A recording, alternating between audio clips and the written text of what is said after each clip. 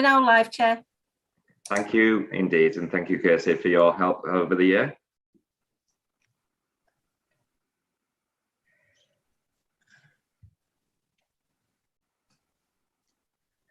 Right, well, good evening, ladies and gentlemen and members, and welcome to the Adult Health and Social Care Scrutiny Board, the last meeting before Christmas, I do believe, so the 16th of December 2021.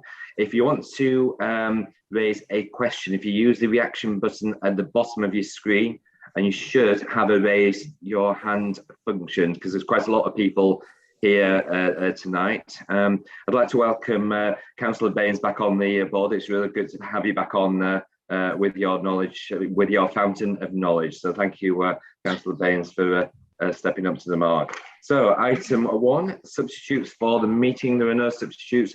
Oh, apologies for the meeting. We are fully quorate, so welcome members. Item number 2, members' interest, for members to declare the interest at the appropriate time. Item number 3, admissions to the public. The public are live on YouTube, so welcome anybody that's watching this evening. I'm sure, as always, you'll find it most interesting. So item number 4 is minutes of the Adults Health and Social Care Scrutiny meeting held on the 18th of November 2021. Can I take those as a true record? Can I have a proposal for those, please? Thank you, Councillor Kingston and Councillor Amanda Parsons-Hulls for. Actually, I wanted to make an amendment to them. Oh, indeed. Councillor Okay, Calder. please. I didn't bother already. I'm so sorry. No problems. Councillor Kingston, please. It's the date at the top of the minutes is incorrect again. Says Thursday, the 16th of September in the title at the top. But the meeting was the 18th of November. It was indeed, yeah. But they are the record of the 18th of November's record. So yes, with that amendment, absolutely more than happy to sign those off if everyone's in favour. Can members just show, please? Yeah, brilliant. Sorted, right, okay. So let me get back to my agenda. So item number 5 is the winter plan. So welcome on board. We've got a few people here this evening. So welcome on board. I think we've got Marcus from the LMC, Marjan Farak, Johnny and Michael from the CHFT, Sean Cook and Debbie Graham. So welcome on board. Who would like to lead on this first of all, please? Councillor Blackburn, I'm going to kind of just do the introductions and then. Fabulous. Okay, so thank you for asking for an update on our preparations for winter. The reason why I'm going to lead this conversation is that this is a presentation and is a culmination of work that we've been doing through the Urgent Emergency Care Board, and I chair that board currently. We have got a presentation that we're going to kind of that you will be able to look at in more detail. We don't intend to go through every slide, but I thought what we'd do is try and give you a sense of what we've been doing to prepare for winter. But I think importantly, before we do that, what we need to do is kind of set this winter in context. As you come into winter as a health and social care system, we do expect a number of challenges. There are the normal kind of winter bugs that occur. We're not quite, and we continue not to be out of the pandemic. And I think because of the new variant and its increased transmissibility, the likelihood that this winter is going to be an easy one has long since sailed. It's going to be a tough winter. There'll be challenges for all partners, but if we act as a system, we will act to continue to manage and mitigate the risks of a very tough winter. We started planning for winter back in July, which feels a little bit early, but in order to get all the preparations in place, what we've also done as an urgent care board is run a series of sessions to plan for the unexpected that we call the perfect storm. And I think probably with hindsight, we are in the middle of the perfect storm. We go into winter knowing that all our sectors have got challenges in workforce. We've got the variants. We also know that staff are tired and have worked really hard, and we are going to kind of really continue to push on vaccination as well as trying to manage all winter. So I want to offer some assurance that we've done all the planning, but I think as we work through winter, you will see that we will rise to those challenges, but it will be difficult, I think. One of the things we traditionally ask Scrutiny to consider is our preparations in advance of winter, but also for us to reflect with you after Easter to think through how we have performed, and for you to have some assurance about, were the plans robust enough? Were we able to deal with the ebbs and flows that will occur? The work that we've done has included all partners, including the LMC, primary care, the acute trust, the mental health trust, the voluntary community sector, and the local authority. So it's been a very inclusive process. I'm going to hand over shortly to Debbie, and I think what we'll just talk you through is the kind of process that we've gone through, some additional funding that we brought in to Calderdale to manage some of the activity that we need to become resilient during winter, focus on what the 7 key priorities are, but you'll be able to reflect in the presentation when you get to read it, the detail, but we'll keep it quite headline. And what we'd like to do is have enough time for some real conversation about the things you want to be assured about. And that's why a range of partners have taken time to come today. So I hope that makes sense. Perfect sense. Yeah, Debbie, over to you. Thank you. Thank you. And I think Fazana's going to helpfully just put the slides up. We'll concentrate on maybe 2 or 3 of them. So I think Ian's talked about, so we can pop down to slide 2, please, Fazana.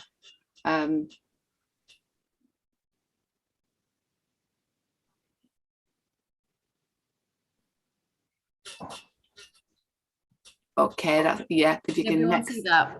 Yes. Yeah. Yes. Next slide, please. Yeah, so a little bit, as Ian said, about as we go in, so a little bit about COVID, how we've prepared, and then finishing on risks. Next slide, please.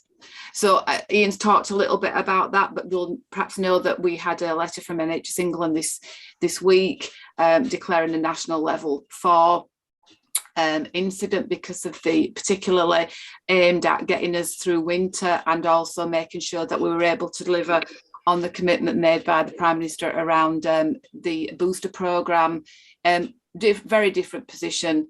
We've got the legacy from the long pandemic, and people, our population have been impacted, as has our staff, and that means we've got significant workforce issues already as we go into winter. We've still got a long way to go in terms of recovery, and although the focus today is not really on elective recovery, that the planned care element of the work that we're doing is just recognising that people have been waiting periods of time for planned care, and we have got a full recovery programme on that. However, we know that we're doing that significant harm is being done to patients because of the pandemic, and what we don't want to do is be distracted from our recovery work. We're going to keep doing that. We've talked about that in meetings today. We know that we've had significant growth for mental health services. I know you as a Scrutiny Committee have cited on some of that. A flu is a big unknown in terms of the scale and effectiveness of the current vaccine. We did have a potential for some additional respiratory viruses in children, and there was a surge potentially on the horizon, but as it stands at the moment, that has not materialised.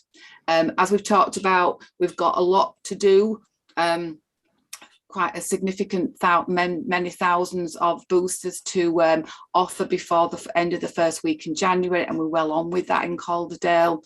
And we've got tight financial constraints. So that's the context as we go into winter. Next slide, please.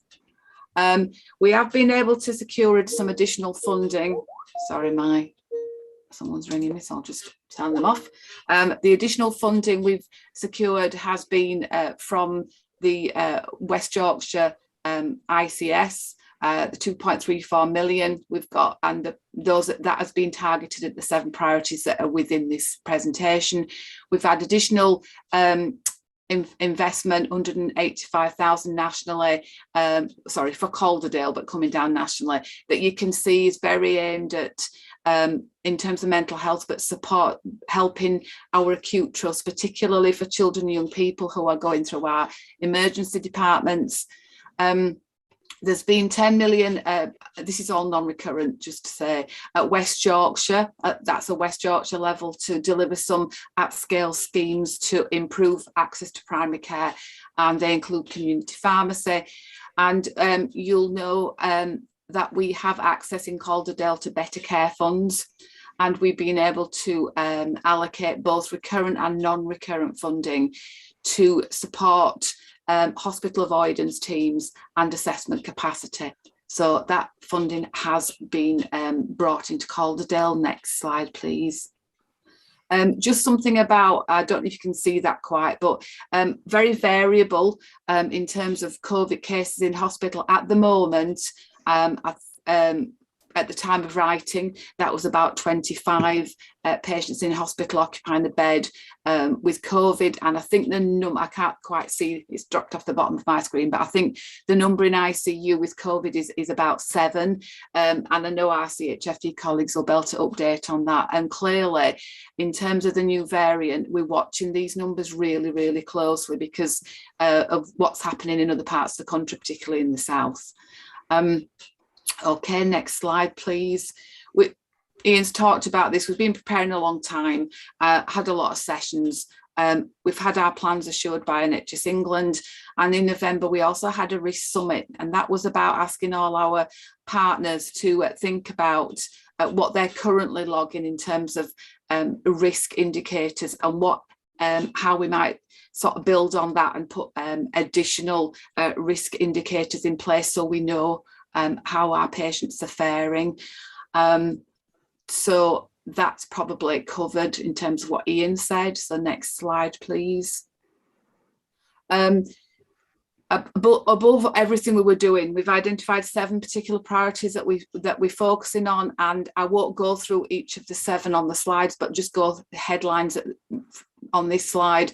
So we're working hard with our colleagues, particularly in CHFT, to identify patients at high risk of admission and at rising risk of admission, with a view to wrapping around those patients multidisciplinary working and care coordination.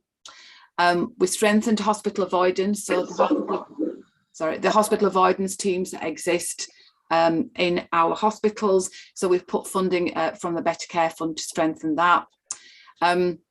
We've got an urgent, you heard, I think, at the last Scrutiny Committee about the urgent community response service, which went live successfully on the 6th of December and is seeing significant numbers. I think the first week it was somewhere around 15 to 20, second week more like 40, so really starting to pick up. So there's plenty of detail in the slides for you to look at. The emergency department hub, we've got an emergency department hub that works to support people who are attending for minor ailments, potentially people who could be seen by GPs rather than A&E consultants. And we have a service now working in both our EDs where we are supporting those patients, and our early evaluation is that that's having a positive impact on the major pathways in our emergency departments and also on ambulance turnarounds. We've done a lot of work on public-facing communication. The work that's been done in Calderdale has been identified as good practice, and each of the other places within West Yorkshire has now picked up the work that we're doing, and they're rolling it out themselves. Lots of work with our care homes to reduce admissions and readmissions, and targeting particularly care homes that have higher admissions, and thinking about quality assurance and quality improvement and practical care and support. And we're very clearly spending a lot of time working on reducing the number of people who are waiting in hospital for a transfer of care out. So lots of detail on that. So we need, if we can pop through Fazana, I'm going to just leave these with you. So yeah, just keep going through. So what you've got in each slide is an update on each of the actions in some detail. Number 2, yeah, 3, 4, 5. That's just a bit of a view of our communications plan, but it's there and we can get you more detail if you want. 6, 7. And then we've got quite a lot of initiatives that are taking place to enhance the work being done by our general practice colleagues. And I think it's probably worth saying that they're doing this on top of obviously rolling out flu and now rolling out many hundreds of thousands of many thousands, it might feel like hundreds of thousands, many thousands of additional boosters. So quite a lot in there. Next slide, please, which is the final one really. So in terms of risks, everything we've talked about, all the plans we've got are predicated on what we know and what we're facing at the moment. And all signs are that will deteriorate in terms of growing numbers of the new variant. So there is a potential for all that to overwhelm services, but we're planning as hard as we can. We've got to think about the impact of flu and normal seasonal conditions that we'd see normally through the winter, so DMV, etc. Having to deliver all this at a time when we've got the COVID boosters, and also critically the fragility of the social care market, both care homes and home care. So I think we could leave that there and take the slides down. We have our partners in the room, and I'll hand back to our chair for the next bit of this. Thank you, Debbie. That's really helpful on that. So who would? I've got some questions just to start with, or probably on the slide. So Councillor Kingston to start with. Thank you very much, Chair. It was just picking up on the point you said that about some of the people that are attending emergency departments are people that could be seen by their GPs. And of course, that's creating pressure in hospitals at a time when we need emergency departments to be as clear as possible, so that with rising COVID and potential flu things, people could access them. And I know we've talked a lot in Scrutiny over recent meetings about problems with access to GPs. And has that been looked at and factored into these plans and worked on in order to increase access to GPs to reduce this pressure on emergency departments? Please. I'll pick that up to start with, and then we've got a few people in the room. I know Madge. And Farouk and Marcus that might want to pick it up, but certainly we were looking at some data yesterday, I think it was yesterday, at our A&E delivery board, and there is the growth in the amount of face-to-face contact our GPs doing is phenomenal. We could share that data with Scrutiny Committee. I think it would be worth you seeing that. I think also that you can see that that growth, it's not quite back where it was pre-pandemic, but it's very, very well on its way. And the majority of the work is done face-to-face rather than through any other contact. But I'll hand over to my GP colleagues to say more. Superb. Marge, would you like to come and welcome us on board, by the way? Yeah, thank you, guys. So to answer that question, I suppose it's not at the high volumes in accident and emergency aren't because there's a reduction in primary care. In fact, there's a significant uplift, and just literally today, because we're actually at the CCG asking practices to use a demand and capacity software that we're providing and asking them to look at this in more detail, which we trialed at my practice. So to give you an example, my practice has just under 20,000 patients. The population of Calderdale is around 220,000 patients, as you'll know. So we've got about 9% of the population. If we compare November 21, so this November just gone, compared to November 20, keeping in mind that November 20, we were still in the pandemic at the height of it almost, our numbers went up from 6,800 in November 20 to 9,100 in November 21. So that's like a 20% increase. And that was already an increase in November 20. So and this is consultations. And by the way, just because I suspect it'll be the next question, the breakdown is 60-40 face-to-face to telephone at the moment. And they're all consultations. They're not, telephone triage, as people call it, is not accurate, because actually pretty much across the whole of Calderdale, it's telephone consultations. The triage bits at the reception end is whether you should go to A&E or whether you should come to general practice. The other point I suppose I'd make is the workforce within A&E that's being dealt with by this new service is a primary care workforce. So it's not taking from A&E staff, it's actually primary care staff sitting within A&E to deliver that service to keep A&E free. So I've got lots I can go on about, but I think I'll probably just stop there unless there's some other specific questions. Chair, sorry to interrupt this, Mike. Sorry about this. It's actually an interesting point here, and I just wonder whether the message hasn't got across in regard to the general population, because in that GP that they can go to the GP surgery. And do we know? And I think those figures are great. You know, what you're talking about is great, and thank you, Debbie, for offering to share that information. But I just wonder whether the message hasn't got across to the general population, and whether or not more work needs to be done on that. And do we know whether people are presenting themselves at A&E who should normally be presenting at the GP because of a lack of information or a lack of knowledge, or just simple ignorance of that they should be doing that? Does that make sense? So if I can come back just on that, Councillor Barnes, remember, people always attended A&E, and always we had about 9 to 10% of people attending that, were easily should have gone to their general practice, and for various reasons they've chosen that. I'm not sure about the proportions now, but if you look at the general increase in attendances and contacts, well, actually, I would kind of say it's in step with that. So while people, and certainly people must know general practice is open because they're all coming to us. So, so I think more work, certainly communication, in regards to communication needs to be done. Yeah, I think my point is maybe that when you ring up and you're 25th in the queue, then the temptation, if you're 5 minutes from the A&E, is, do I wait for 3 hours on a phone call? I'm exaggerating here to illustrate a point, and it's not meant to be critical of any individual in that sense.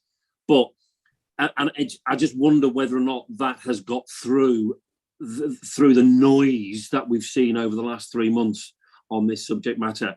It's not a criticism of anybody, I got to sit. I had a GP visit last week. Rang up at 2 o'clock and saw the GP at 4:30. So I'm fully aware of it, but I just wonder whether that's got out. So thank you for those answers. But I think it's just something in that communication we need to look at.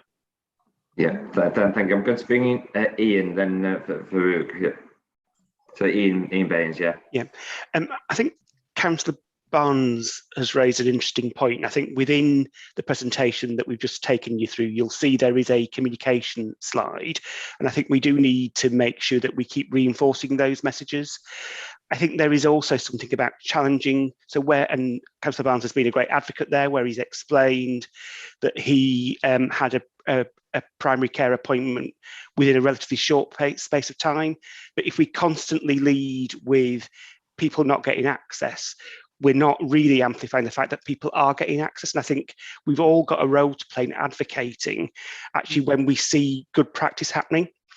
I think one of the things that we've been thinking through this week in particular, I think because of some of the messaging around the needing to focus on vaccinations, first, second, third and booster jabs, I think an inherent message the public might make up for that think is, well, actually GPs are going to be really busy, therefore we'll go somewhere else. And I think we need to reinforce that message that actually GPs and primary care are really able to still do this.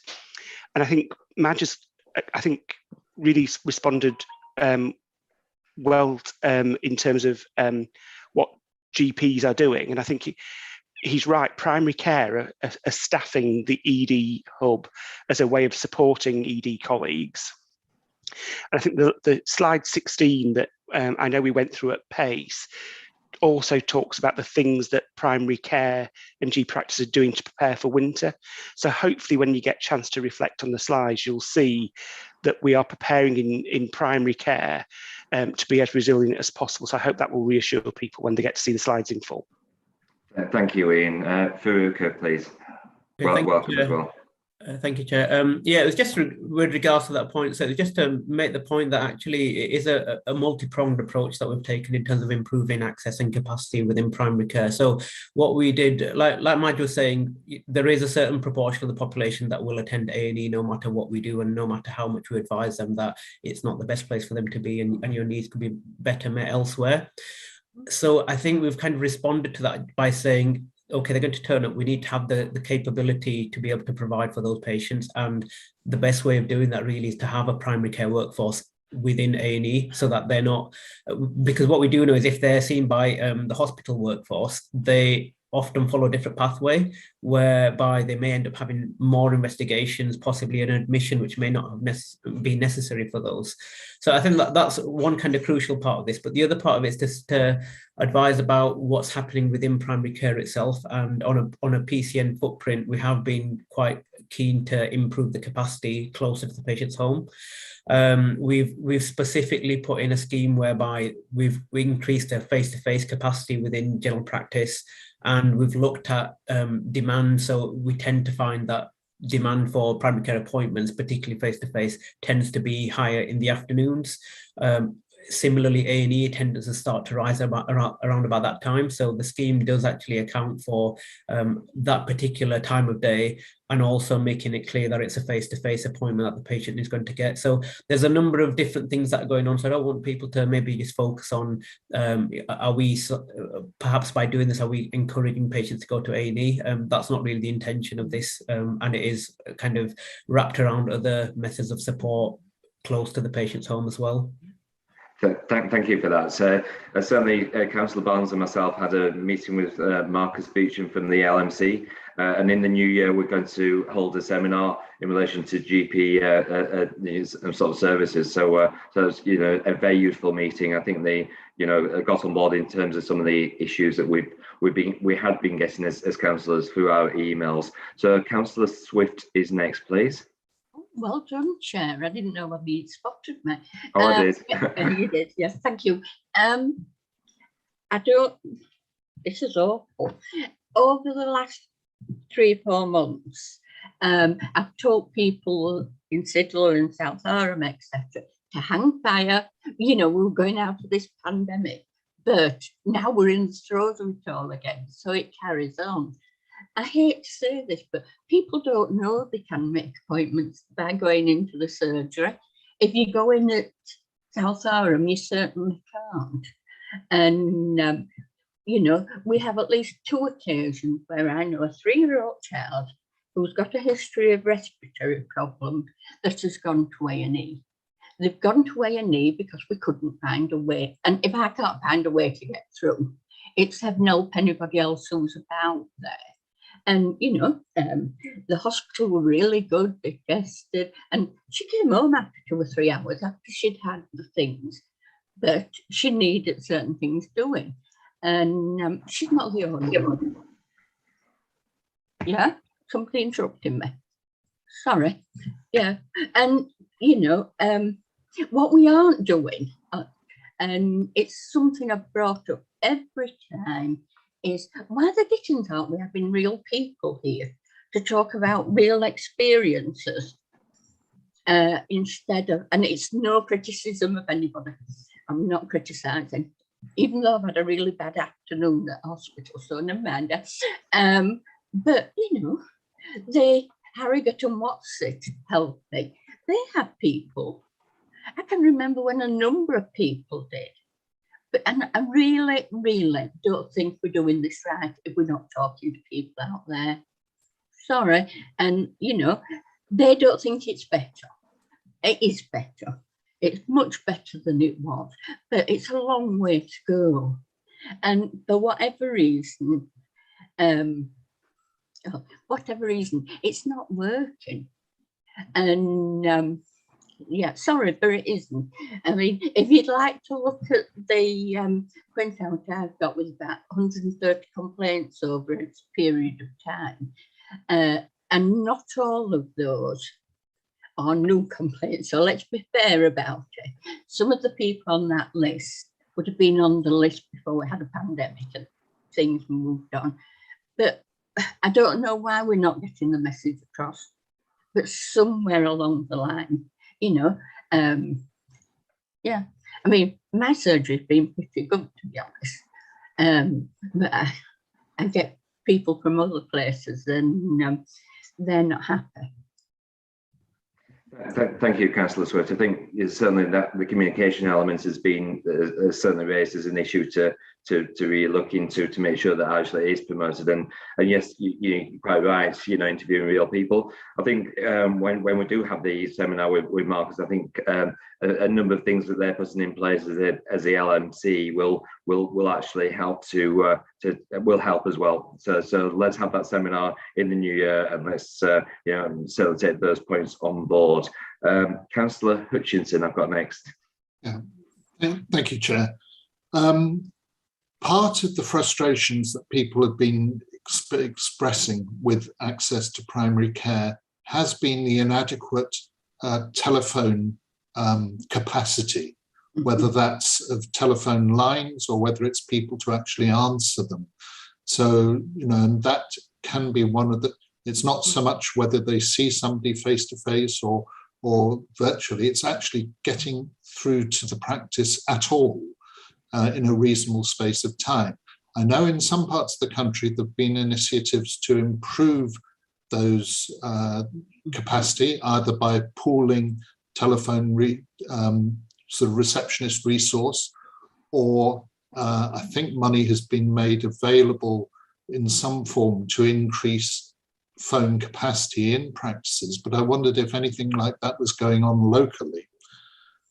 I'd also like to ask what's planned for the Christmas and New Year bank holidays, because by the end of the four-day holiday period, the hospital is usually absolutely chock full of patients, partly because community services are understandably manned at a lesser capacity than they would normally do, and can generally cope with a 2-day weekend, but a 4-day break is too much for people to hang on.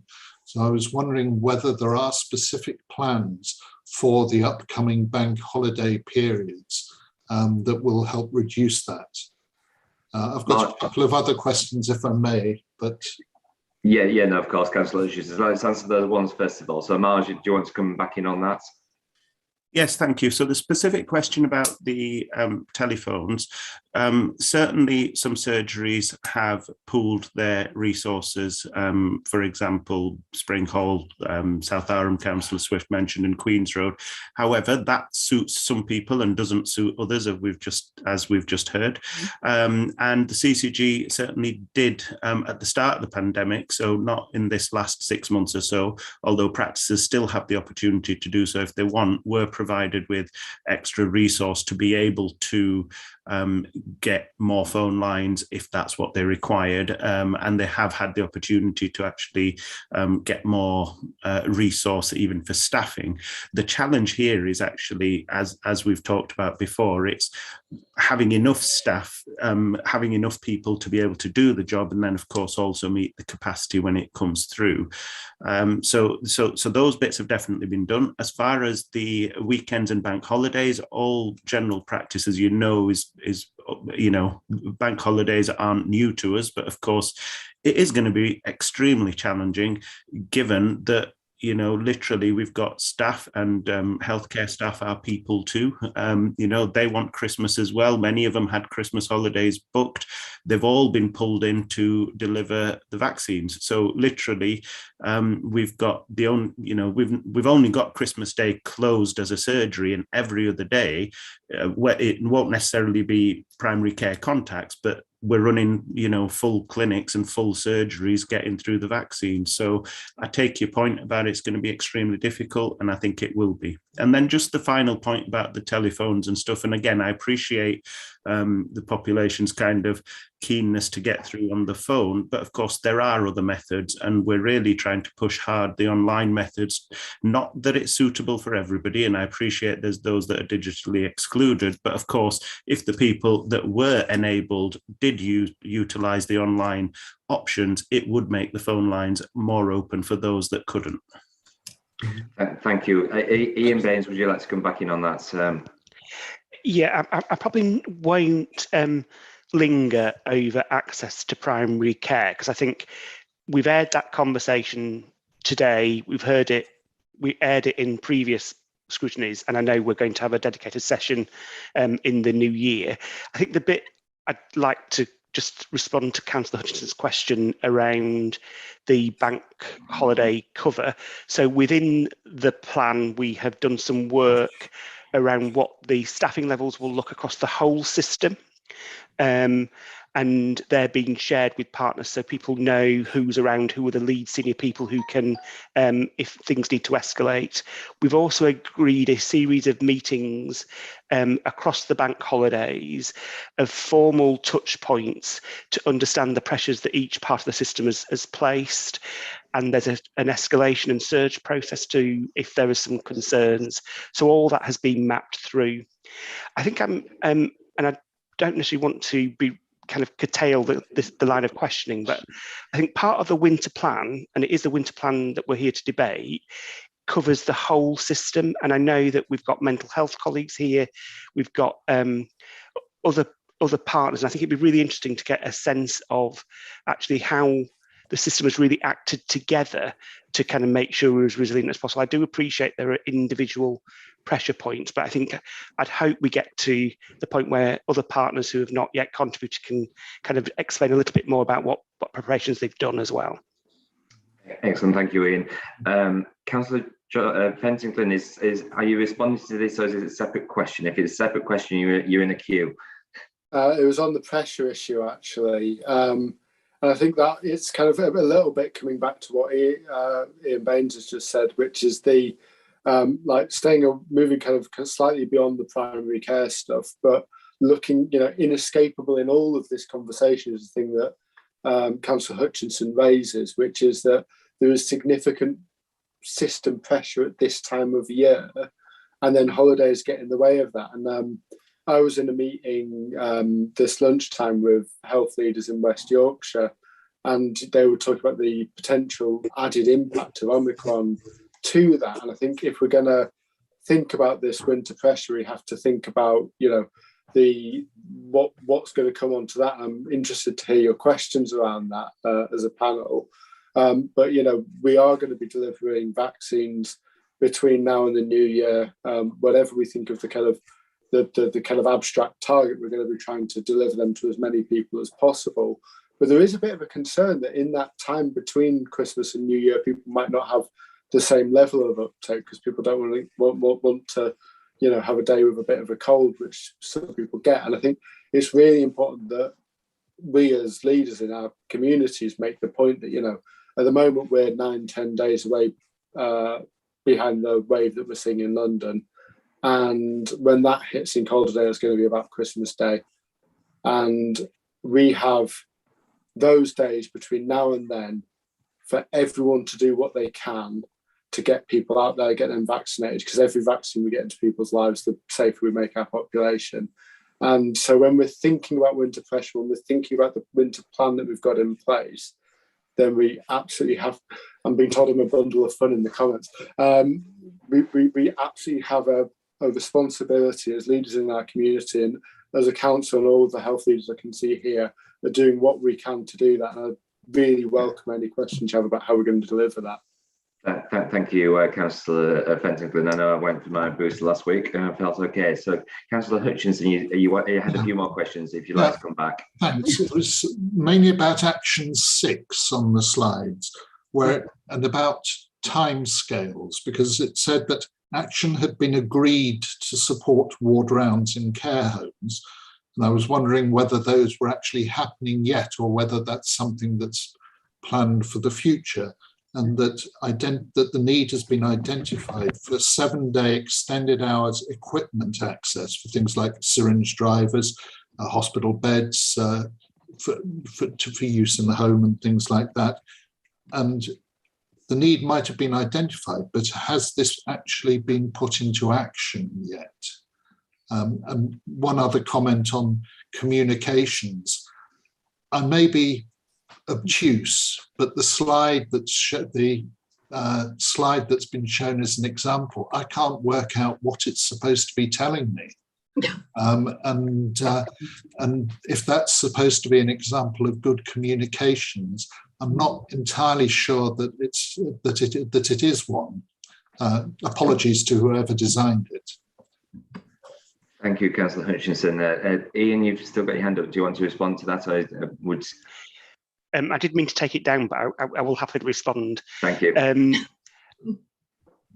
I take the point about the communication slide, but it's an amalgamation of the types of communication, and it's not a piece of communication in itself. But I do realise it's rather busy.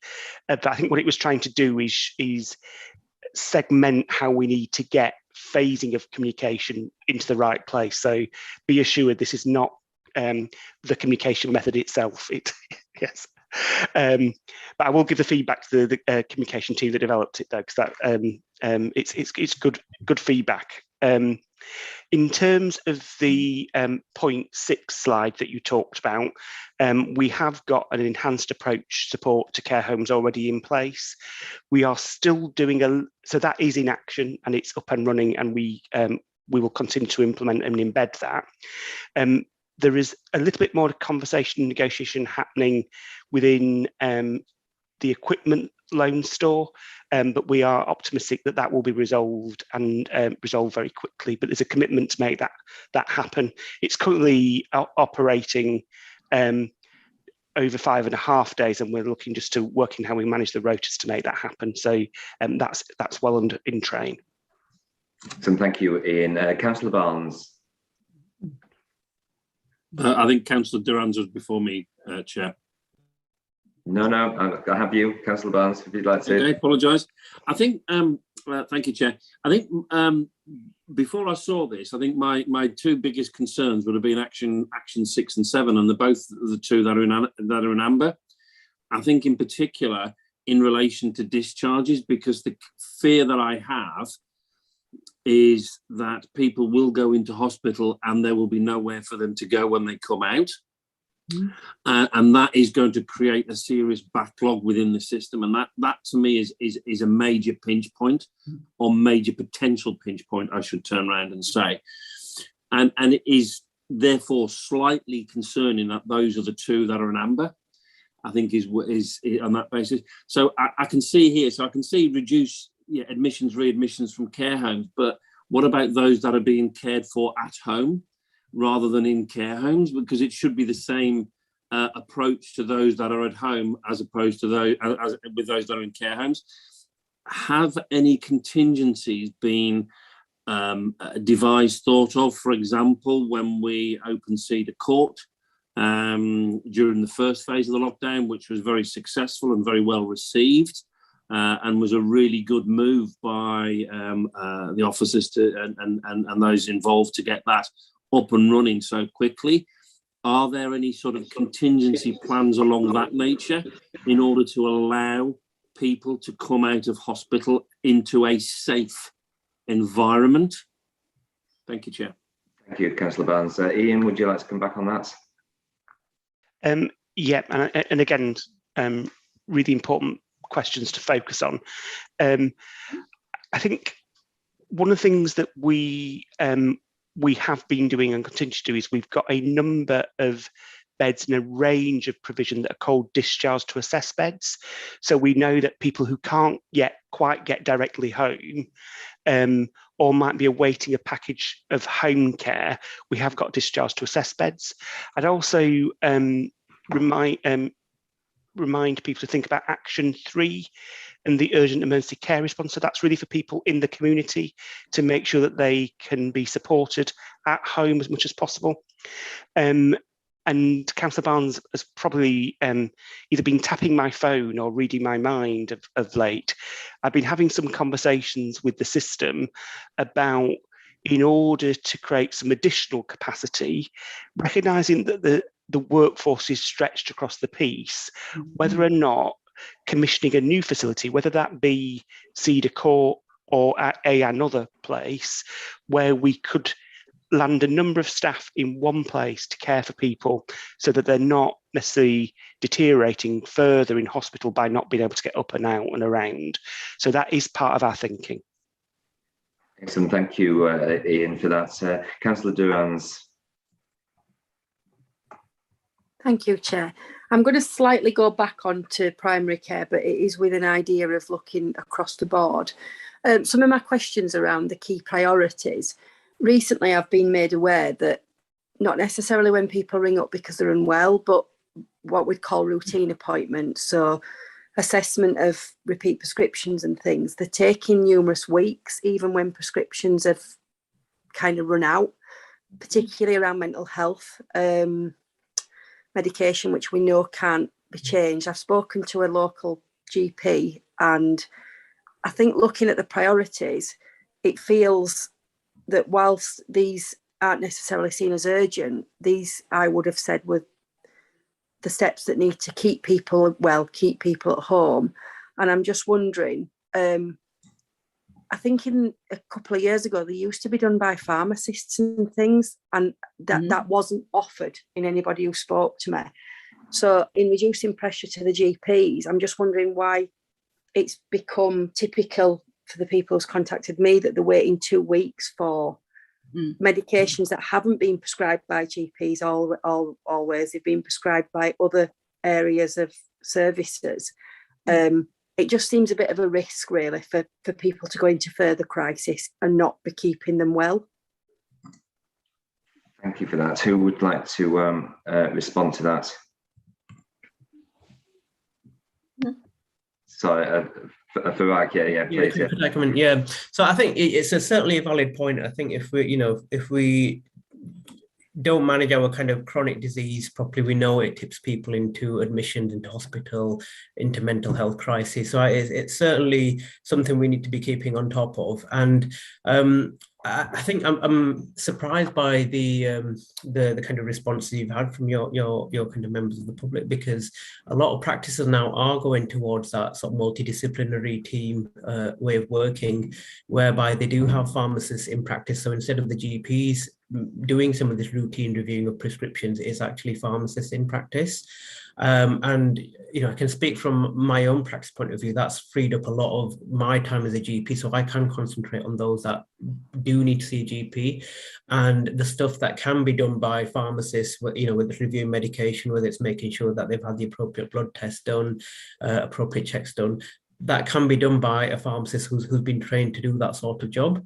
So it's something that is probably across the board is being utilised more and more by practices. So I just find that experience that you're having quite interesting. And I suppose the other thing to say is that often we would, if there was a challenge in terms of reviewing a particular patient and it was going to take any length of time, we would probably issue a prescription for a month, possibly 2 months, because we know that, like you say, it's not something that you'd want that patient to just stop suddenly. So rather than take that risk and not have them reviewed, you would probably just carry on with it for another month before you could get that patient in, if there was that problem with whether it's capacity actually getting that patient in, or whether it's physically the GP or the pharmacist being able to review that patient. Yeah, thank you for that response. Marge, would you like to come back in on that as well? Yeah, so I won't add too much to that. Of course, we've specifically got structured medication reviews ongoing by pharmacists as part of these new ARRS roles delivered across the PCNs, as people probably already know. So certainly that exists. Now, obviously, given the individual case, it might, of course, simply be an error and not been done correctly. There might also be some reason behind it why it wasn't done that way and they felt a GP should be doing it. So as an individual, I can't comment, but you're absolutely right. There are pharmacists, especially trained pharmacists, and the specific structured medication reviews going ahead. I suppose from a wider system perspective, what we're trying to do, and I'm not sure whether this one individual would be captured, but we're trying to set up and are well in the process of, and I don't know, Marcus, if Marcus wanted to come in on it, essentially what might be termed as a rising risk index. So we're trying to, because there's so many people that have been waiting for reviews, chronic disease reviews that haven't been seen as important because everybody's dealing with the emergencies, is actually every routine review is urgent now because they've been waiting, some people up to 2 years. So how do we decide which one of those are really important versus the ones that have been stable for the last 10 years and are taking a tablet a day and they're absolutely fine? So as a system, across the acute and primary care footprint, we're trying to design, and I don't think we're too far off, a frailty index that would give us an idea of who are those people likely to tip into more need, and then hopefully we can target those, especially at this particularly difficult time. I'm sure it could still, do better, but as a system, we're looking at that. Thank you. Sorry, could I just come back in there, Chair, just quickly? I think I didn't clarify enough in my question, and it was a couple of people that had contacted me at different times. I think my other question was, when we know how stretched the service is, and you said how difficult the increase was from one year to another, I think you have just answered it in a sense, but some of the patients who have chronic conditions are seen regularly by a consultant who prescribes them medications. So I think my other question that I probably didn't word it correctly was, why does it then become your role to then manage the medication if you haven't prescribed it and they are seeing a because it's the simple answer to that is the consultant would prescribe the initial prescription for like a month, but then it becomes the duty and responsibility of the clinician who's prescribing it. So I wouldn't prescribe psychiatric medications. If I am prescribing them, I'm responsible for them. So after that initial month's prescription in an outpatient setting, the consultant would invite the surgery and the doctors to continue to prescribe it as a repeat prescription. And that's absolutely right, and it's always done. But then it becomes incumbent on me at least once a year, if at all possible, to review that medication because I'm legally responsible for the prescription. That's helpful, thank you. But can I just add to that as well, that there may be certain medications which are only prescribable by the hospital consultants. So there will be a certain proportion that the GP doesn't have much to say over. Thank you for that. Marcus, do you want to come in on anything on that? Only to support what both Madge and Farouk have said, but in terms of the prioritisation, that's a rapidly moving feast. I'm sure you are all aware of Boris Johnson's announcement last week, where he actually, in the announcement, spoke about general practice having to deprioritise some areas to be able to focus on the booster campaign. And that presents problems for general practice because it's very difficult if you have that sort of blanket approach that these type of interventions are less priority, because as Madge has pointed out, there are many of our patients who have a combination, and that combination of need really does make them a priority. And so we're trying to work through that very rapidly in an ever-changing feast to try and get the right solution. But ultimately, as a system, we have to look and understand that, because these are people with multiple needs, and we will be working with community division in the hospital trust, and we will be working with mental health services and various others to be able to really ensure that the greatest needs of our patient population are met and people are kept safe. Thank you, Marcus. I've got Councillor Kingston, Swift and Baines. Councillor Kingston, first of all, please. It was just that Councillor Fenton invited us to ask about the vaccination campaign. So I thought I would. How are we increasing capacity for the booster campaign. And also attached to that, we've been talking about pharmacy as well. I know that people are having difficulty getting hold of lateral flow tests. And are we doing anything about that? Is there action that we can take about that?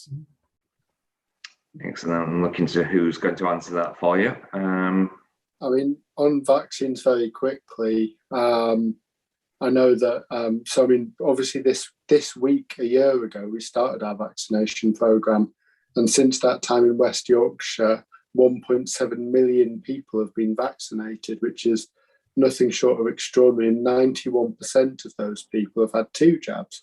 So we are definitely well on the way to what we need to be kind of for that first stage. Obviously, the boosters are incredibly important. One thing I learned today is that actually having a booster is actually gives you more immunity than having had COVID before, and that's I think something that a message that hasn't really got out there in terms of. Thank you for that. Sorry. I'm going to bring Debs in at this stage, if that's okay. So Debs Harkins says, Director of Public Health, welcome once again to our meeting. Thanks, Chair. It was just in relation to the question about lateral flow tests. It was just to answer that, if that's okay, Chair. Just to say that there have been some issues with short-term issues with lateral flow test availability. There are enough lateral flow tests in the country. They haven't all been in the right place. Is probably the best way to explain it. So there's a lot of work going on now to make sure that they're moved around into the right places. We are having a discussion early next week about what else we can do. We've had a testing plan in place for some time, and I think we probably what we're thinking is that we need to review that and potentially change it in light of what we know. I'm afraid is going to be happening in the next sort of week or so, really, next couple of weeks. So we are doing that. So we're reviewing the way that we make those lateral flow tests available early next week. And I would encourage people to to collect them from the local pharmacy.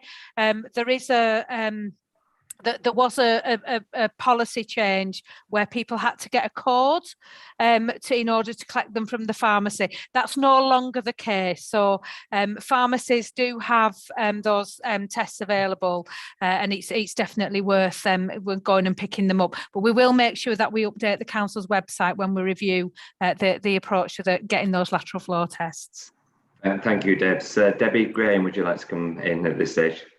I guess just about the vaccine programme. So we've got 17 vaccine sites now across Calderdale, a mix of PCNs, community pharmacists, and we've also got providers that are doing their own staff. So I know in previous rounds, Swift, the Mental Health Trust, Yaz, etc., CHFT have also done their own staff.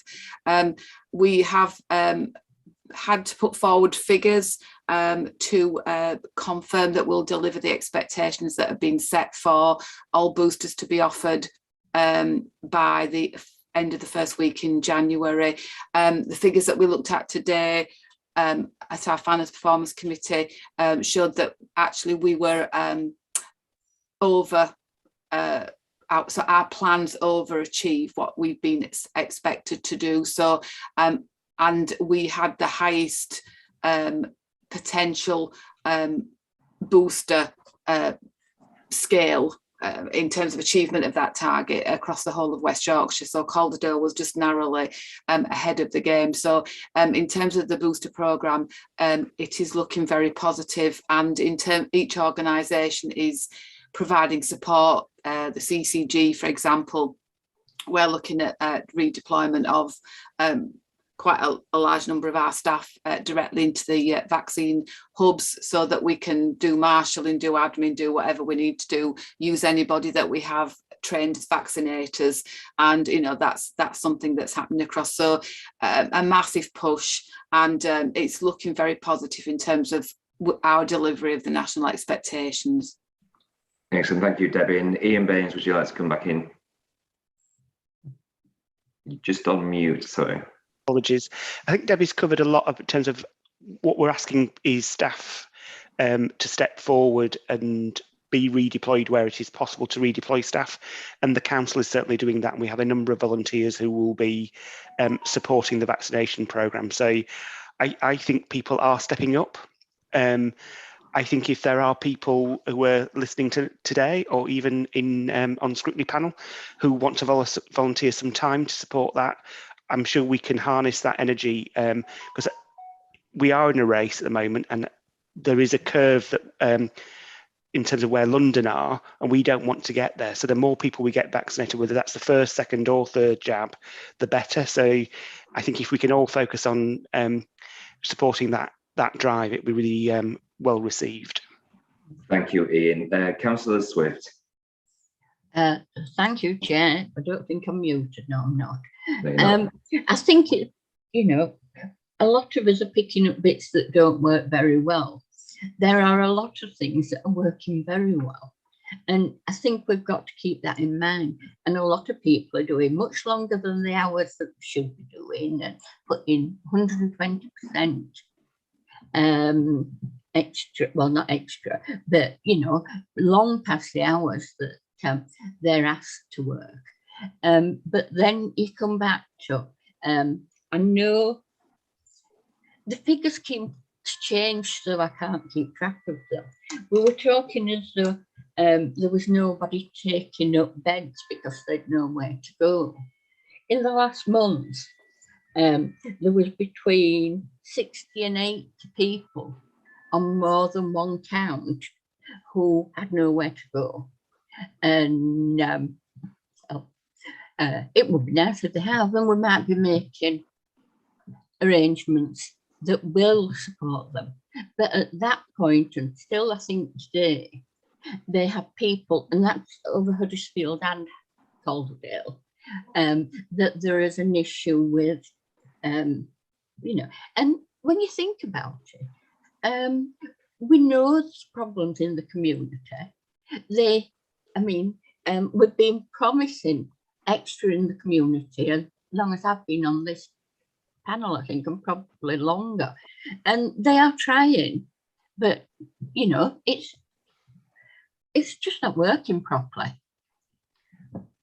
Thank you, Councillor Swift. Debs, do you want to come in? I know you had your hand up just before, so I don't know if it was on the last topic, or if you would like to cover this as well. I just wanted to just let everybody know sort of about where we are in relation to Omicron, really. So it's probably, Chair, best for Councillor Baines to come in first. It was just, I put my hand up just to make sure we didn't miss that. Yeah, Councillor Baines, I'm sorry to keep you waiting. It's always a pleasure to have you on board. So there's your question. It's not actually a question. It's I am an elected governor of the NHS Trust. And on Tuesday, we were informed that there were 88 beds blocked by patients waiting for a suitable transfer, which is quite a strain on the NHS itself. And just to confirm on the figures later, the number of COVID-related patients in the trust then was reported as 30.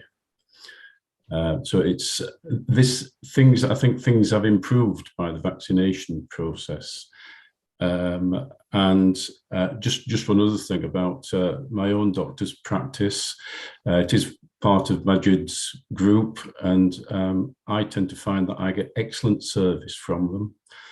I have no complaints whatsoever, and I think there are a lot of people in my position as well who are quite happy with the service they're getting from the GPs. Thank you, Councillor Baines. Debs, would you now like to come in and update us on the current position? Yeah, thanks, Chair. It was really just listening to the conversation about the pressures and about our preparations for winter, and it's great to hear the the amazing work that's been put in place. I feel it would be remiss of me really not to sort of stress how the scale of the challenge that we're going to be facing probably in a matter of days, I'm afraid, and an element of that challenge is even if we know that when case rates rise, we know there's a delay in terms of serious illness and hospitalisation, and let's hope the vaccine, the booster programme, all the fantastic work that we're doing will really help mitigate that. But I think it's really important that we're aware with the scale of the cases that we're going to have, just staffing our services within primary care, within hospital, within social care, within other public services is going to be an incredible challenge. So just the situation's changing minute by minute in terms of the Omicron variant. But if I tell you that in the Yorkshire and Humber region, 2 days ago, 10% of the cases of COVID were estimated to be Omicron, and now 2 days later 28% of them are estimated to be Omicron. In 2 days, in a day tomorrow, the next day, or the majority of our cases will be Omicron in the region. We don't have that sort of level of reliable data for Calderdale at this point, and what that means is with a variant that spreads so quickly, it means that delivering business continuity, staffing our services is going to be an enormous challenge.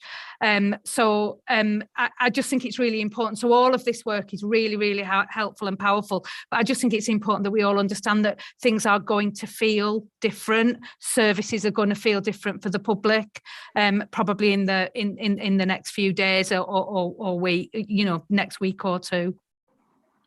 Thank you, Debs, for that. And Councillor Hutchinson. Thank you, Chair. I did just wonder, we've talked about a number of service areas, but in terms of the mental health provision through the winter, we know that that the demand has been escalating. We know that over a very long period of time, there have been concerns about prompt access to mental health services. I was wondering whether anything has been put in place to try and ameliorate things. Chair, would you like me to come in on that? It's Chris Lennox. Absolutely, yes, Chris. Thank you for coming in there. Yes, thank you. It's Chris Lennox from Swift, Deputy Director of Operations.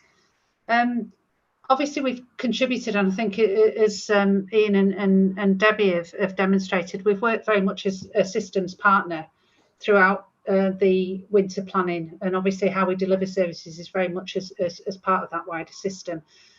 We've contributed to the plans, and we are experiencing challenges, and I think in the way that Debs has just indicated, we're very concerned at the moment, and we're right to be.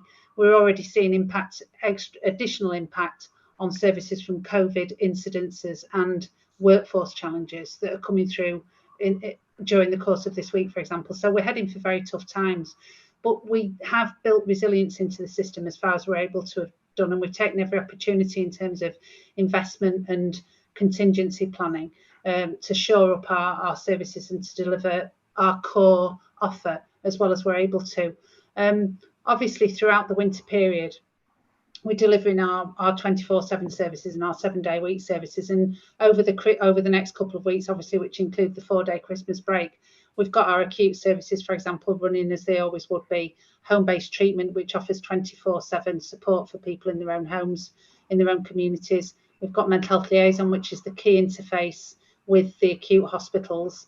And we've got the police liaison service operating as well, and they are very much staffed up and our priority. We've got a fully supported senior leadership system on top of that throughout the 4-day period as well, matrons, senior managers, patient flow, and obviously that's backed up by on-call and the ability to join the systems escalations as part of the urgent and emergency care board arrangements as they'll develop. So as well as we can be, we're prepared, but the demand, the acuity of presentation, the workforce challenges, I suppose the ongoing impact of COVID, and obviously our apprehension about what the new variant in terms of transmissibility will bring is a worry. but we're as well prepared as we can be, I think, and we've got to that point by working very much in partnership with primary care, social care, obviously acute hospital colleagues, and you know, trust-wide as well, drawing on our ability to bring Barnsley, Wakefield, Kirklees and Calderdale together when we need to get the benefit of that wide system as well. So that's our position. Thanks for that, Chris. Okay. Thank you. Ian, do you want to come back in as well on that? Apologies, my hand was up because I wanted to introduce Chris and Sue, who are both from the Mental Health Trust. Sorry, but it's okay. No, it was important that we heard your voices. Very much so. Excellent. Okay. Well, we've aired this quite a lot, and really very much welcome the plan put forward, the presentation. You know, clearly people will digest the presentation and welcome the opportunity to come back with further additional questions following from this meeting. I think it's a real key important element, and I think just from this panel a big massive thank you to all the directors, to the different organisations, and everyone coordinating and helping people out there to you know, to get through this very challenging period. Councillor Kingston, do you want to add something to that? Sorry, that was an applause emoticon. Oh, sorry, thank you. Yeah, so yeah, So. It's me. No, absolutely. So thank you so much, Debbie. Thank you, Majid. Thank you, Farak. Thank you, Marcus, for coming and being so open with us, and very much always welcome the opportunity to ask you some sometimes challenging questions, but we'd never like to go away making anyone upset or unhappy. So very much thank you for your attendance. We will go on to the next item. So if you have other things that you need to do, then I'd very much you know, very much say, you know, have a nice evening. So item number 6 then in that case is the use of assistive technology across Calderdale. So Sean, welcome, Sean. I know you had your hand up earlier, so and I did, so I've caught you. Then you put it down very quickly. so you're introducing people. Have seen the report, so it's really, if you've got anything to add to the report that's not already there. Thank you, Councillor Blackburn. We've also got Anne Ogilvie on the call this evening, who's our Integrated Commissioning Officer, and who over the years has done lots of work around assistive technology.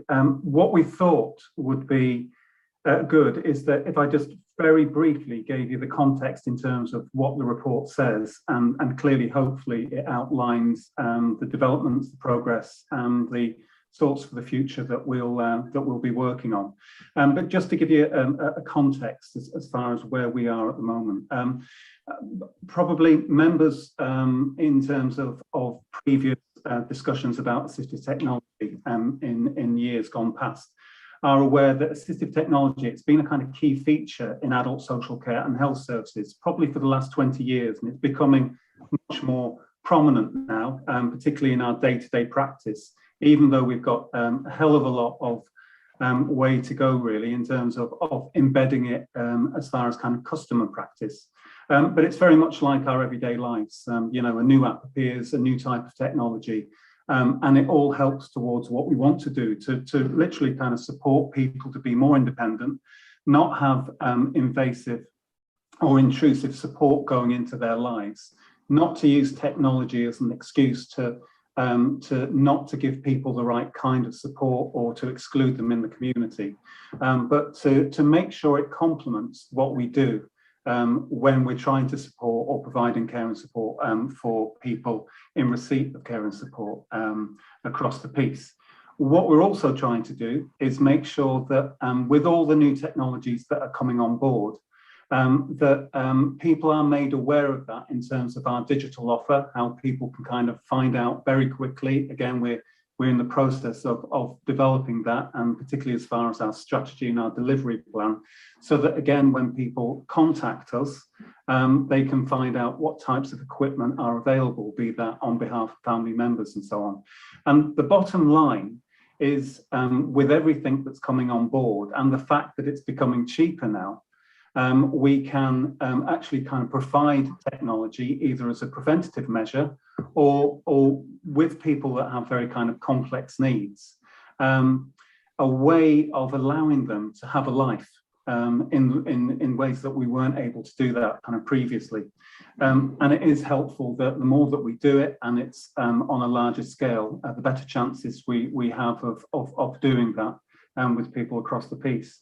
We're also doing that in conjunction with CCG colleagues. So the initiatives that we're building into our care packages and how we want to support people differently that way in terms of the questions that we ask them, the strength-based approach. Assistive technology is very much part of that. And that is also part of the approach that we're developing with care home providers and supported accommodation providers. Again, there's a whole raft, which you'll see in the paper, of different types of technology that are kind of wonderful in terms of their simplicity. And the way that we as a directorate and health colleagues are working with developers and producers of such technology, they are more intuitive than they were before. So if you have a learning disability, or if you have early onset dementia or more advanced dementia, there are ways that people can use that technology and still maintain a good level of independence and so on. So the paper essentially outlines all the different types of equipment that are available, and that's only a snapshot really. And what we thought would be helpful is that before obviously questions are asked, and Anne will help out here, is to give you a sense, a flavour in terms of what I'm saying, which can be a little bit abstract, of the real life applications of where assistive technology has really supported people locally in our community to maintain their independence. So it gives you that real life tale rather than an officer just talking about it. So Anne, I don't know if you'd like to just give some examples, recent examples and more longer term, which are a flavour of what we want to do in the future around 80. Sure. We basically we've had an assistive technology team in place for probably about 10 years now. It's very basic what they can offer, but we do try and give as best we can. So we have something called a buddy. It's a little bit of a GPS tracker, and this is something that we give out to people who have dementia, and it supports people with dementia. So we can actually let them have a life, but yet we can control that. There is a centre where people, the geofencing is put into the system. Once it's breached the geofencing, it alerts the contact centre. The contact centre then gets in touch with the individual's family member, and then they're able to support them and pick them up and get them back home again safely. So we have things like that. We've also got, we're piloting in North Arran. We've got some supported living accommodation. We've got 2 young ladies in there, and they're working daily with the equipment that we've got. So we've got one lady has sensory impairments, and another lady has physical disabilities. So what we've put in there is automatic door openers, automatic blind openers, varying different things. We've got some sensory lighting that we do. We've got one of the lady with the sensory impairment. She has an Alexa Echo, so she just has to speak and it will ring her grandma or ring her mum or ring whoever she needs to speak to. So we've got things like that. We've also got the telecare, which I'm sure you're all aware of. That works really, really well. But what we have with that now is we've got so many people coming through, especially with the discharge from hospital, which we're trying to get people out of hospital quickly now. We've got something called a footprint, and that's like a falls detector. So the footprints are given out at the hospital, and the OTs or the discharge team will give out the footprints. People take them home, plug them in, and they work off a SIM instead of a landline. So we're overcoming those issues of people having to have a landline, because we're finding more and more people don't have a landline. So we've got those in place. There is lots of other things, really sweet little things, like we've just purchased some animated cats, little cats that which are helping people with dementia. It keeps them calm, so they're able to look after the cats and make sure it's all right, as if it's a real one. So we've invested in those. There's so much more that we could do, though, and we want to really pilot new things, new initiatives. But it's a case of getting everything right and getting ourselves sorted, and we need to strengthen the assistive technology team so that we can achieve these different things. There's equipment out there now that will predict falls, so people can wear something like a watch. It will monitor over the month. It will monitor people's vital organ, the data that comes from the vital organs, and it will sense when there is a blip coming or something's going to happen or someone is deteriorating. We've got things like that lined up. We're wanting to start and pilot. We've also got very much, it is a reduced kind of Alexa, but it's more geared up for older people. It's called My Care, and the voice activation is called Monica, and when she speaks very calmly and very slowly, and it's very reassuring for older people. So we're kind of looking at doing things like that. So there's so much more. We've got there is absolutely masses of equipment out there.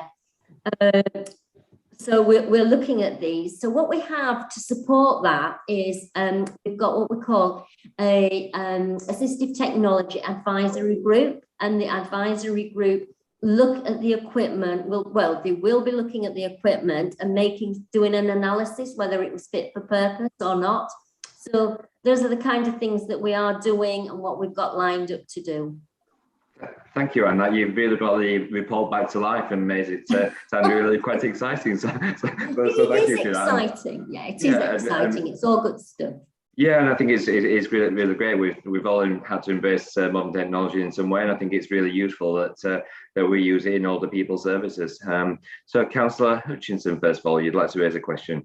Yeah, sorry, a couple of questions, if that's all right. We know that people who are on community alarm systems, which and the advisory group look at the equipment. Sorry, wherever that came from. We know that people who use community alarms often don't put the lanyard around their neck. I was wondering what form, and of course they're useless then if they fall out onto the floor and they can't activate it. What form does this buddy actually take? Is it an ankle tag? Is it an implant?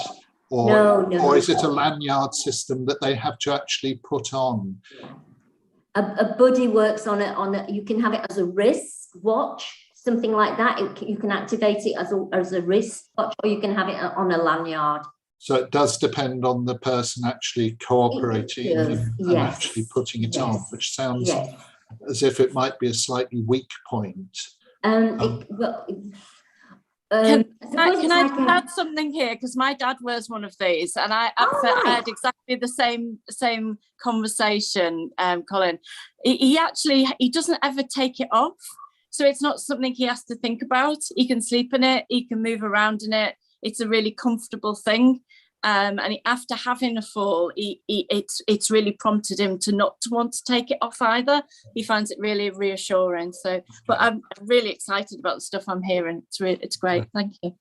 Thank you for that intervention. Yeah. Regarding the sensory people with sensory disabilities, there is a huge amount of technology available to help people with leading as independent as possible a life here. And it says in section 2.5.1, all equipment provided by the team is free of charge. But it then goes on to say, currently the sensory team has a limited budget, which can impact on what can be offered. And then there are several other reports, sections in the report that says that equipment is free of charge. Does that mean that if the budget is being exceeded, then people don't get offered these things, or are told where they might be able to go if they're willing to pay for them? Or is it just not mentioned? Because this does seem to be one of the main limiting factors in implementing this. Okay, Ian, do you want to take that? I think Sean wants to take it, actually. Sean, do you want to? That's fine. Yeah, thanks again. Yeah, thank you, Councillor Hutchinson. Yeah, I mean, it would depend on the equipment, but there is a basic set of equipment that people can receive free of charge. If there is anything more than that that would exceed the budget, then that would have to be kind of personally purchased. And because the budget is only limited, then it is confined to a certain type of equipment. So that is how it's worked. That is how it would work. But what we want to do is, as we, and there are different types of equipment on board, and it's going to be the kind of work that we will be doing with the assistive review technology next year, is to see what more we can kind of bring into the offer, because it is getting cheaper now, that we can offer to people still as a preventative measure that's free.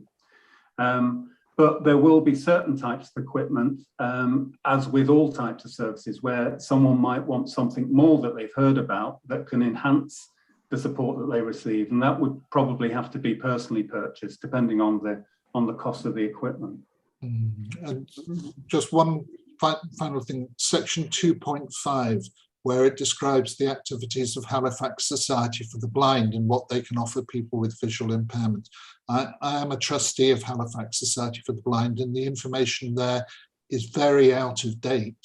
It's been many years since they've offered holidays for people with visual impairment, and again, not quite a number of years since they've had a minibus that they can make available for activities. There's a lot more that they do that could be mentioned, particularly schemes for something called the Aviators scheme, which is helping people with visual impairment to get the most out of IT systems, out of tablets and phones, because there's a lot of stuff that you can get that is accessible through phones and tablets.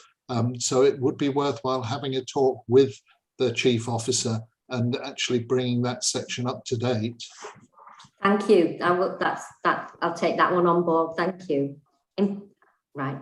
I might get in touch with you separately, actually, Councillor, so that I can get some names. Yes, by all means, by all means. Thank you. Thank you, Anne, for taking that on board. And Ian, you've got your hand up. Would you like to? I just thought I'd add a few more thoughts as well. So, Councillor Hutchinson kind of talked about the call monitoring systems, and interestingly, I was talking to staff actually just before the pandemic around how, you know, that technology is from the 1970s and it's still prevalent today, but actually new technologies which are available to us today, and there are other products other than Alexa available, I promise, so we're not doing a selling job on Alexa, but I think there is something about how we get that type of approach in early. So certainly for people with dementia, the earlier you can get people using wearable technology, i.e. people become much more familiar with it and it becomes part of their experience. I think what we'll start to see in terms of technologies, and it's already available, and I think it's about how social care embraces this going into the future. So you can have clothing that will have some of the same technology you'd expect to see in your mobile phone or on your kind of Fitbit watch will actually be in clothing. So I think there is something about how we embrace this. It will never replace person-to-person care, but what it will do for some people is give them a level of freedom and a level of independence that previously they've had to really struggle with. And Councillor Hutchinson talks very passionately about people with sensory impairments, and you kind of think the the use of very simple, and it's not radical technology, it's technology that's available to us today, can really change the experience of somebody who may be partially sighted, who might want to know what they need to wear because what the weather's going to be like outside. Some of the things we might traditionally take for granted can really revolutionise somebody's life and experience and help them live that larger life that our vision really commits to. And thank you, Ian, for that.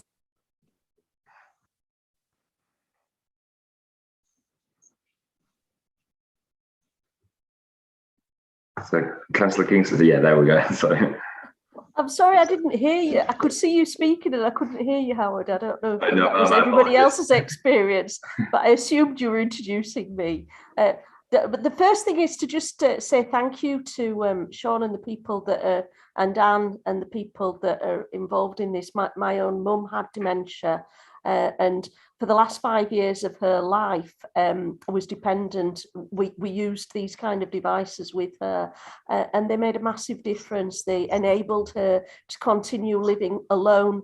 Well, for the rest of her life, actually, she died in her own flat, and that it was wonderful that she didn't have to end up in a care home. So I'm really grateful that you actually look into these interventions. I was interested, Sean, in the stuff in the report about these being solutions driven rather than product driven. What you said there, I'm looking around my screen to try and find Sean. Yeah, here. Yeah, oh, sorry, there you are, thank you. And I just want to make sure I've understood this correctly, that you want to become more solutions driven and less product driven. Is that what you're saying?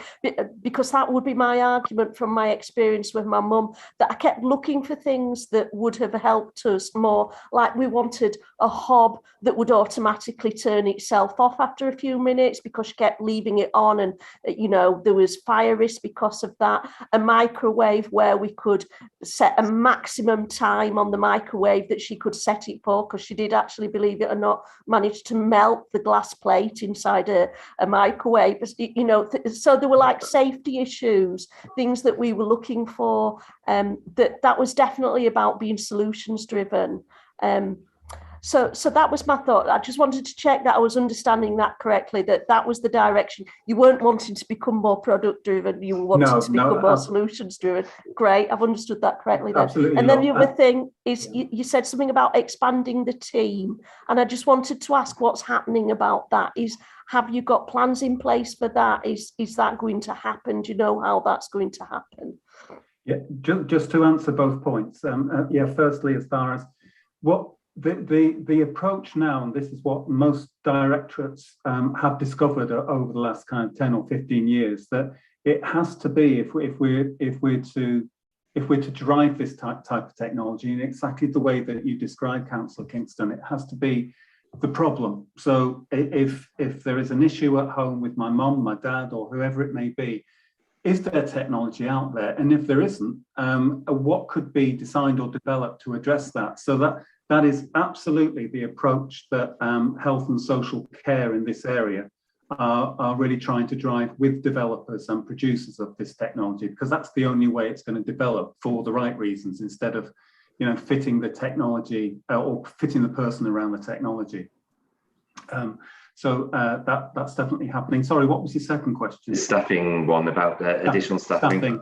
Yeah, so what we're doing in terms of our new job profiles, particularly for frontline workers, and we started this already with our reablement officers that will become in time independent living officers, and how hopefully we can restructure, redesign that service, is that it will be built into more frontline services, the assistive technology offer. So when we're talking either as professionals and certainly with families and people using technology, the first question, or one of the first questions, will be about the technology that might be out there that people could use, or if there isn't, going back to the first question, seeing if there is. And as we're kind of transforming our services, the Connect to Support portal that we've got, which is a digital portal that hasn't been kind of fully utilised for a good number of years. That's been redesigned, and what we will hope to have on that is an electronic directory of technology, all types of technology. But again, getting back to Councillor Hutchinson's point, can be access that's really up to date. It's not old-fashioned grey, brown, local authority type technology, but it's the modern stuff that people will use for the right application, as well as look good as well. So that's going to be built into those first conversations that we have with people. Thank you, Sean. Councillor Parsons-Hulse. Thank you, Chair. Yeah, I would just like to second everything that Anne said. I just think it's fantastic that this stuff is actually out there now. It's brilliant and very reassuring to family members. One of the things I was listening to recently was it's a conversation about how this infringes on privacy as well. And it's always a really difficult one for me. You know, I don't want to stop my dad's independence, but likewise, you know, it's really, you know, it reassures me, but how much, where's that boundary? So I'm really interested to hear your opinion on at what point are we infringing on someone's privacy, or, yeah, thank you. Thank you, good question. Sean, would you like to come back on that? Yeah, certainly. I mean, it's been a dilemma or an issue and a challenge that we've been dealing with for a long time. And particularly if you look at it from a mainstream perspective, you know, how much privacy do we have when we use Alexa and you know, the universal type of technology that we're all using now. So we always try to get that balance as right as we can in terms of, depending on the person's needs, whether or not they've got capacity and how we're working with them and their family. If I can use the example that Anne has just used around GPS trackers. Now, a few years when they were first introduced, or we were thinking of doing that again in social care, the first response was, well, this is a bit big brothery, and you're tracking my dad or my mum, you know. And now we've got into a conversation to say that's a good thing in terms of knowing where they are at any given time when they wander, and not obviously having that as a device for someone that wouldn't need it. So with each case, we're making sure that there's a full and informed discussion, particularly around the person's needs, their presentations, to make sure that that type of technology is the right technology, and that you know, there are inbuilt safeguards around what is being shared as far as data is concerned. And that's a live debate across the whole piece at the moment. That's really useful. Thank you. John. Just want to add a comment as well. There's something, there's an organisation called Travel Eyes. There's quite a few people here talking about blind community, and I work quite a lot with them. And basically they go on holiday. They take people on holiday. And the guy who runs it is Amir Latif. You might have seen him on telly. He's an amazing character, and he's developed a socially distanced cane. Okay, so if you're actually traveling with somebody and you need to keep that social distance, it's called the companion cane. And I just think it's a fantastic solution to somebody who's blind in COVID times. Thank you.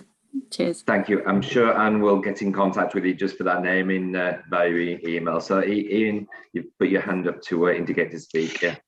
I was hopefully going to give you a really good segue to moving on to the item about the 6-month priorities, because one of the things that Cabinet are keen to commit to is something called a design hackathon. And I think obviously we need to be a bit further through the pandemic, but broadly speaking, the design hackathon really speaks to that piece about being solution focused.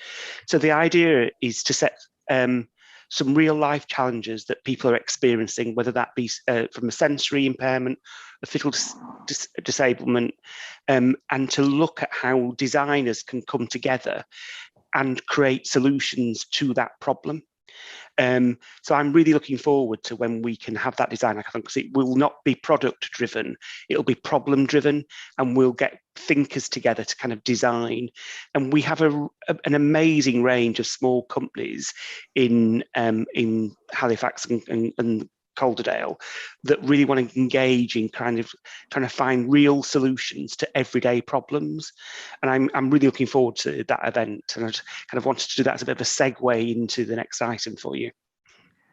Thank you very much, Ian, and that's a really good conclusion for this particular item. And so thank you, Sean. Thank you, Anne, for bringing this paper to life, because you really have done. I think that makes it a real difference. So very much appreciate your assistance this evening, and hope you have a nice Christmas as well.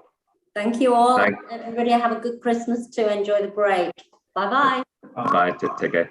Right, okay, so that leads us on to the Cabinet Priorities, the 6-month report. We have had the report, but we have Councillor Fenton Glynn. Do you have anything to add to the report, very briefly? I mean, nothing substantial. Obviously, in some ways, in putting the 6-month report kind of plans together, we were hoping to be a bit further on with COVID, but and that's obviously had an impact on some areas, such as kind of where we've discharged people to and things like that. But that's against a kind of broader picture where we are hitting a lot of these targets, and the interventions we're making are telling the story that we want them to make. Obviously, kind of looking forward, I think the next 6 months is going to be quite an exciting 6 months for kind of some of the work that we're doing, particularly with Railway Bridge View, hopefully opening up, and kind of some of our other kind of interventions coming to life. And I think that's going to be a really good opportunity for you to kind of see some of the changes we've made. And I'd welcome kind of looking forward if we are in a position to ever meet in person, that we could meet somewhere like Railway Bridge View and see some of the kind of more exciting and innovative things that have been done. Thank you for that. Certainly this report has been to Cabinet. It's a lot of places based, sort of various things. Councillor Kingston, you'd like to come in? I think Councillor Barnes was before me. I'm letting you first. Oh. He keeps putting his hand up and taking it down. Does he? Second. Okay, that's fine. Somebody keeps asking the question that I want to ask. Chair. There you go. So just in the report, I've got actually a few questions. Is it all right if I ask them all? Yes, please. Yeah, go ahead. Yes, right, please. Okay. So the first one's this about the life chances of people with a learning disability. Councillor Fenton Glynn, you said, or the report says, we are continuing to work with the Learning Disability Partnership to agree how we will take this forward and ensure the model is truly co-produced. And just my question is, what model? I don't know what that's referring to. It's referring to a model, and I don't know what model you mean. And it just felt like that statement was quite vague, and I wondered what specifically is being done towards meeting that goal. So that's my first question. To get him to answer that one first, then come back. Now? Yeah, deal with that one, then come back. Otherwise your mind's just like okay. Yeah. So, Ian, would you be able to just help me with this one? Sorry. Yeah, no, not a problem at all. So we've got a couple of things that we're working with the Learning Disability Partnership about, and one of them is about developing a centre of excellence for people with learning disabilities, and the other one is an employment strategy and ensuring that we can create access to training, learning, and employment placements. A lot of people with learning disabilities tell us that they really want. There's three simple things that people with learning disabilities tell us: is they want a job, they want relationships, and they want somewhere to live independently. And so the approach is really about being able to ensure that our supported living accommodation is of as good a quality it possibly can be, so people who want to live independently can live independently. We want to make sure that people have got access to jobs, because that with jobs comes a whole series of things you can do with your life, which is, go out to pubs and clubs and hobbies, and basically people want to be able to develop relationships outside of their family network. So that's the model that we're trying to really talk about. I think Officer Speaks, we sometimes put things in really flowery wraparound language, but really I think if we're going to say anything, it's about helping people to have access to money, jobs, and relationships. Thank you very much. I should say this, I used to be a registered nurse for people with learning disabilities, Ian, so I've got a particular interest in this area. Thank you. And then the next question was about physical activity across all our communities. And I like the goals. I just wondered, how are we going to measure success in that area? How will we measure that we've achieved success in this area? Oh, Debs is going to answer that one, I think. Yeah, thank you. Yeah, this is all part of our Active Calderdale programme. So what we're trying to do with Active Calderdale is really embed and integrate physical activity right across the system in every part of our lives, really, and part of our services. So we do a regular survey. So we actually ask people how active they are, and we also look at. So we'll use that. We'll use the results of that regular survey that tell us how active people are. But what we also do is look at those inequalities in being active as well, and we want to measure that. So one of the things that we know happened during the pandemic is that active people that were already active became more active, and people that were already inactive became even less active. So it's measuring physical activity overall in our population, but it's also measuring the gap in physical activity. We want to narrow that gap between different groups in our communities. Ian, would you like to come back in as well? So thank you. Yeah, I think it's a really important question. I think and Debs has really talked about how we're going to do that overall monitoring. But we're working, for example, on a pilot at the moment, which I think is going to be quite interesting for adult social care, which is to use the work of Active Calderdale to look at testing out some models with our reablement function. So reablement is trying to get people back up on their feet to be a bit more independent in their own home. So the pilot we're currently doing, and it so happens that we've got 3 reablement teams. And the work which we want to do, and I'll try not to get too excited about it because it is I can become a bit geeky about it, but we want to be able to, with one team, have specialist physical activity and motivational roles. And Active Calder will fund those roles. So there'll be workers that will work directly with reablement clients. The second cohort will be, will train reablement workers to do that role. And the third reablement team will just have its reablement function. We've got national performance data on how reablement currently works, and then we'll be able to identify, using the pilot money, which model is best, whether it's best to have specialist workers or whether it's best to have generic workers and skill them up to do that. And we'll have that baseline information. It does sound a bit like a big experiment, but I think it will, in social care, we don't often do those evaluations, but I think it will be really interesting to understand which approach works best. Thank you, Ian. You have another question, I can see. I have, yes. I've got one more question and a comment.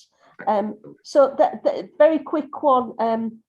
I don't know who will take this. It was about the support the council's response to the climate emergency. I don't know that that's relevant to us. We're adult health and social care. It was just about how are we ready in Calderdale for the needs of the public as they switch to electric cars. But that's probably not in our remit.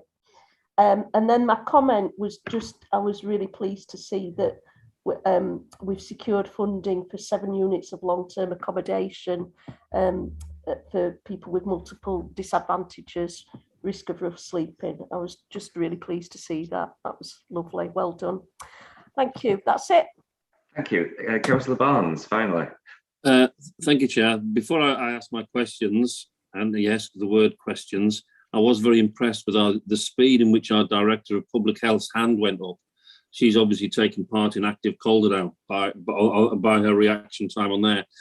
I have three questions, and they're nice and simple, so even Councillor Fenton-Glynn should be able to remember what they are. Over the last 6 months, what has he been most pleased with? in terms of delivering. What one thing could we have done better? That was really terrible grammar, and I do apologise for that. And the third, when you come back to this committee in June next year, what is the one key thing that you will have want to have delivered that will in your view have the greatest impact on Calderdale residents? Over to you, Councillor Fenton-Glynn. Those are absolutely brilliant questions. So in terms of what I'm most proud of, actually, the stuff that Councillor Kingston just said about the multiple complex needs kind of reminded me of some of the work that we're doing to implement the findings of the Burnt Bridges report. One of the things that I was really was quite staggering to do was to go around with the outreach team in Halifax and see kind of some of the extent of some of the kind of people with multiple complex needs and the interventions that they're putting in, kind of working with the basement recovery project kind of to make those changes. I think the fact that we as a council looked at the issues around rough sleeping and deaths of people who are that vulnerable and looked at how we could bring together a model that made a real difference, which includes with those Craven Mount supported homes, I think is something that I think we can be really proud of and really kind of proud to be part of. And what could we have done better? I mean, it's always a process of learning, and I think the one that I think sometimes gets me most, and I think one of the things that I try to do is make sure that we learn from some of the kind of more complex casework. And I think there's sometimes when there's people who we can't find the accommodation for them, whatever their needs are. And I think, particularly you'll end up with people who are kind of somewhere between the people that need the support that older people have and some that they need the kind of the all-age disability support. They kind of fall between those stools. And that's the one that really kind of, where you see that kind of not going. What could we do better? I think continue to work with our social care workers and value them and support them better, because actually they're the heroes that have got us through this pandemic. But also, we are facing a crisis in social care, and I keep saying this, and it's a crisis of recruitment, it's a crisis of support, and so forth. And I think part of that comes from what we're doing in terms of how best we can work with providers to support workers properly, to make sure that they're given the training and the opportunities that they need. So kind of continuing to support our providers and continue to try to develop as many innovative models as we can, and let 1,000 flowers bloom to make sure that we are delivering services. And if we're supporting those workers, then we've got that continuity of care. What was really interesting, one of our providers, the Equal Care Co-op, because they've got quite well supported workers, are very good at delivering a continuity of care. And actually that means that the symptoms that the people that they then work with are don't kind of regress as much, particularly in terms of dementia. And I think making sure we do that well, I think, and making sure we support those workers properly would be the thing I'd like you to challenge me on in June, assuming I'm still in the job. Thank you for that. Just for the record, we did invite Councillor Tim Swift, as he's in charge of public health, but I understand he's not well, so we hope he has a speedy recovery on that. Can I just tell you? Of course you can. Of course. Yeah. But yeah, it's not good at all. But thank you. No, well, I hope he has a speedy recovery as mentioned. So thoughts are with you at this time. Right, that concludes item number 7. So thank you, Councillor Fenton-Glynn, for attending, and thank you, Ian and Debs, for helping out, and and providing with some excellent answers tonight. So we now go on to item number 8, which is the work programme which has been circulated. Mike's going to have his 1 minute of say. If I may, Chair, very quickly, currently you've got four pretty hefty items on for January. I'm going to suggest that we move the public health budget one back because three is more than enough given the seriousness of those items, and the public health budget is serious too, but we can do it later in the month. Rona Radley from the CCG has contacted us today to say that she has arranged for, as well as herself and Martin from Percy from procurement in the CCG, the wheelchair provider, the organisation providing this wheelchair service, are going to be attending in January. So I know you'll be interested to talk to them, and I know that'll probably take a little bit of time. So if we may, we'll push the public health budget item back to probably March. Yeah, perfect. Thank you, Mike, for that. And likewise, if anyone wants to add anything to the work programme, please contact us. Councillor Barnes and myself have regular meetings with Mike Lodge and the scrutiny officers, so we're more than happy to take these things on board. Councillor Barnes, did you want to say something? No, that's fine. That's perfect. Right, well, that concludes the business of this evening. So I'd like to wish everyone a happy Christmas and hope everyone keeps safe.